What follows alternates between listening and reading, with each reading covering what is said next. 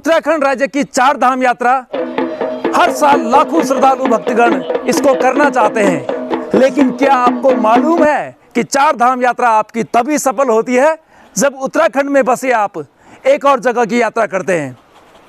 जी हाँ दोस्तों, नमस्कार। मेरा नाम है शैलेंद्र सकलानी और इस समय मैं पहुंचा हूं टिहरी जनपद के थाती गांव में, जहां पर धर्म गंगा और बाल गंगा के अति पावन संगम पर बसा है उत्तराखंड का 5वां धाम बूढ़ा केदार।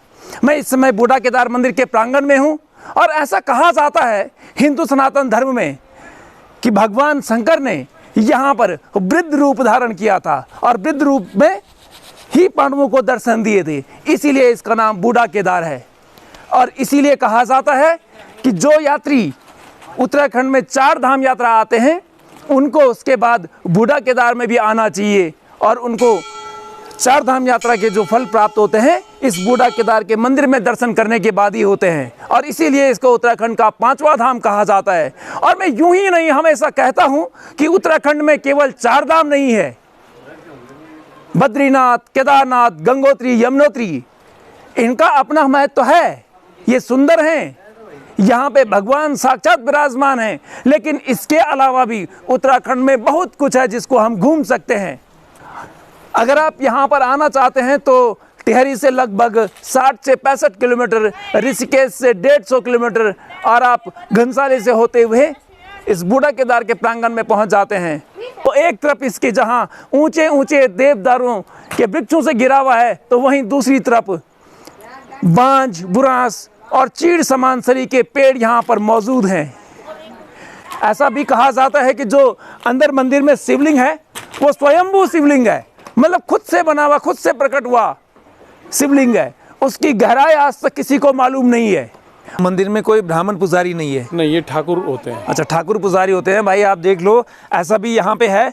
और आप मुझे कुछ बता रहे थे, ये जो छोटे छोटे मंदिर बने हुए इनकी क्या कहानी है, इनके बारे में थोड़ा बताया मुझे। ये यहाँ पर जो जितनी भी आपको समाधियाँ देखने को मिल रही है, ये सब समाधि। अच्छा, ये समाधि है? समाधि है, ये मंदिर नहीं है, समाधि है। मंदिर नहीं है, ये समाधि। तो ये किन लोगों की समाधि है? ये प्राचीन परंपरा ये रही है यहाँ पर कि जो यहाँ पर पूजा करने वाले पुजारी होते हैं उनका जब स्वर्गवास हो जाता है तो उनको विधिवत रूप से एक यहाँ पर जो है मंदिर के प्रांगण में गड्ढा बनाया जाता है और विधिवत रूप से उनको पद्मासन में बिठा करके, अच्छा पद्मासन में, और उनको बिल्कुल नहला धुला करके और उसके साथ में फिर उनके हाथ में कोई धार्मिक ग्रंथ देके और गांव के लोग आते हैं ढोल नगाड़ों के साथ विधिवत रूप से उनको यहाँ पर दफनाया जाता है और उनको यहाँ पर समाधि दी जाती है। समाधि किया जाता है बिल्कुल।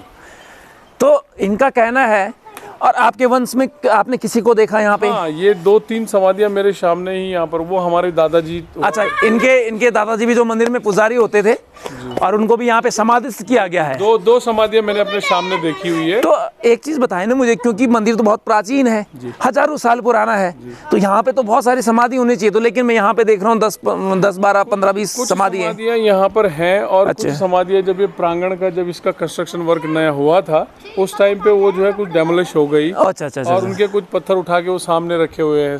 जी। काफी समाधियाँ इसमें पहले बहुत हुआ करती थी जी। तो जब ये पूरा टूटा यहाँ से जी, ये लैंडस्लाइड हुआ था यहाँ पे, तो पूरी ये दीवार नहीं बनी। अच्छा। तो कुछ यहाँ पर जो है वो टूटे। 4 धाम आने वाले तमाम यात्री जब पैदल यात्रा यहाँ चलती थी, यमुनोत्री गंगोत्री से होते हुए भटवाड़ी, भटवाड़ी से बेलक और बेलक से झाला, और झाला के पश्चात बूढ़ा केदार एक पड़ाव, ये मुख्य पड़ाव है। और यहीं से हटकुनी होते हुए भैरव चट्टी होते हुए गुत्तू त्रिजुगी नारायण की यात्रा लोग करते थे। मगर ये जब से ये मोटर रोड जो है दूसरी तरफ से स्टार्ट हुआ है तब से ये पैदल रूट जो है थोड़ा बंद पड़ गया है। इस कारण जो है यात्रियों को जानकारी नहीं होती है कि बीच में हमें एक धाम और देखने को मिलेगा, जो कि यहाँ पर भगवान बूढ़ा केदारनाथ जी का।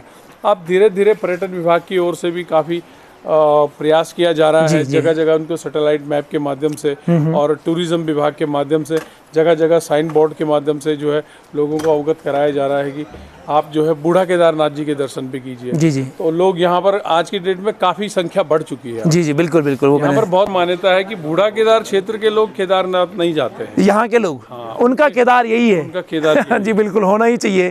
क्योंकि अब के साथ कहता हूँ कि आपको जितना आनंद इस जगह पे आएगा, दुनिया के किसी दूसरी जगह में आपको इतना आनंद नहीं आएगा। इसलिए आप आइए, इस बूढ़ा केदार के दर्शन करिए, और अगर आपके पास समय है तो आप आगे की भी यात्रा कर सकते हैं। तो देवभूमि उत्तराखंड में पधारने के लिए बहुत बहुत धन्यवाद।